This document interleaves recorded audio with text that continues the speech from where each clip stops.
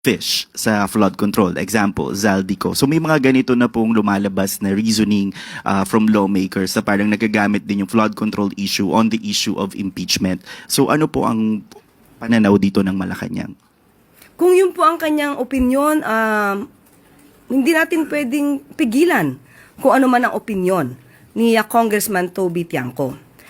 Kung dati nga po ay hindi siya pumirma sa nasabing impeachment complaint dahil divisive o dahil magiging cause ng pagkakahati-hati.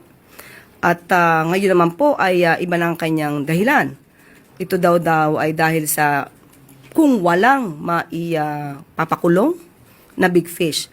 Kung sa ordinaryong pananaw, hindi naman po konektado ang flood control mess sa impeachment complaint kung isasampa man to kay Vice Presidente. Iba po ang issue ng kinapapalooban or kinakasangkutan ng Vice Presidente at iba naman po yung flood control projects. At alam po naman natin na hanggang sa ngayon, ang Pangulo at ang administrasyon ay patuloy na nagtatrabaho upang mapanagot ang dapat na mapanagot. So hindi po siguro dapat na kinukumpara, rather hindi kinukumpara, kundi hindi dapat ini-equate, hindi siya dapat depende ang anuman desisyon patungkol sa impeachment complaint, hindi siya depende sa outcome ng pag-iimbestiga sa flood control projects.